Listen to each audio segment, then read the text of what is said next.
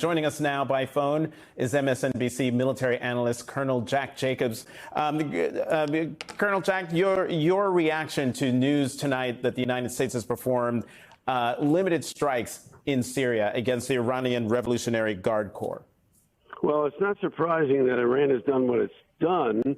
It tries as much as possible to use proxies, but its fingerprints are on absolutely every attack on American and allied interests in the region. And so at some juncture, they would expect that the United States would strike. I mean, we have struck before in Syria and other places as a result of attacks on American interests. It depends on whether or not Iran wants to take it further. The likelihood is that they will not. They will continue to use proxies, make small-scale attacks. But as we heard, in the event that there's a death, as an American death, as a result of an attack by Iran or an Iran proxy, then we can expect an escalation. And we already have plans to attack specific targets among Iranian interests in order to prevent that sort of thing from happening again. Colonel Jack, is there any way for this not to spiral out of control, considering everything that's happening in the region as we speak in terms of the Israel-Hamas war?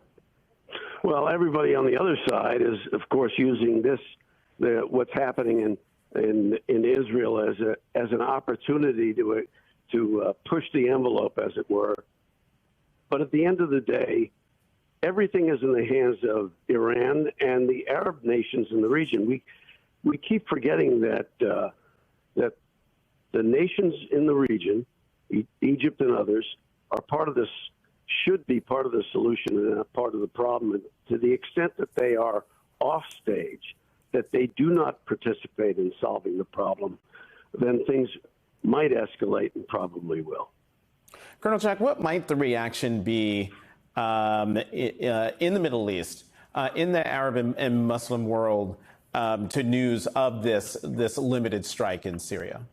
Well, it's not going to be good. I mean, of course, the Hamas, Hezbollah, and Iranian interests don't need any excuse to do things that are disadvantageous not only to our interests but to their own interests and interests of those in the area. And so, and it's also fragmented there. I mean, nobody is under the direct command of anybody in particular, and so as a result of that, we're liable to see fragmented interests taking advantage of the situation and wreaking havoc in a wide variety of places. That makes it extremely difficult for the United States, because unless somebody's fingerprints are on an attack, it makes it difficult for us to execute what plans we have in order to prevent further attacks. We have plans, we have targets, but at the end of the day, unless we can specifically identify the origin of the attack, it's very, very tough for us to justify internally to attack someplace or somebody in particular. So these are very fraught times. There's a lot of volatility, and it's very easy for things to spiral out of control. Mm-hmm. You know, Colonel Jack, how might, now that these strikes have taken place, and the Defense Secretary has specifically called out the Islamic Revolutionary Guard Corps, how might we expect Iran to react to the United States' action? Well, typically they'll use proxies. They don't want to necessarily be directly involved. And so we're liable to see continued limited attacks from time to time. Of course, to use a cliche, the elephant in the room is our fleet in the Gulf, in the Persian Gulf, and also in the Eastern Mediterranean.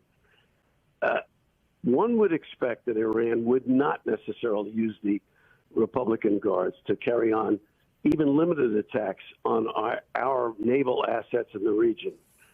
But if cooler heads don't prevail, that's what's liable to happen. And if anything will permit this situation in the area to spiral out of control, it's a direct attack on American interests in the Eastern Mediterranean. Colonel Jack, let me ask you a basic question, rudimentary question for those of us who are not in the military and just hearing about this limited strike on 2 facilities in eastern Syria by the United States in response to attacks on American personnel by the Iranian Revolutionary Guard. Where do these strikes originate? Are they originating from the, I think it's the USS Eisenhower strike group that was sent to the Persian Gulf, or maybe the American aircraft carriers that are in the Eastern Mediterranean? Or do we have bases on the ground in the Middle East where these limited strikes could be carried out from? Well, the short answer is yes to all of that, but the most likely origin is are assets afloat because they're maneuverable. It's very easy to dial in targets that we want to attack, and we can follow up also. There's counter battery radar. We can tell whence attacks come, where they originate from, and where they've moved to, because we have good technological capability to conduct surveillance and produce finished intelligence, so we know exactly where they are. So the most likely origin are assets afloat in the fleet.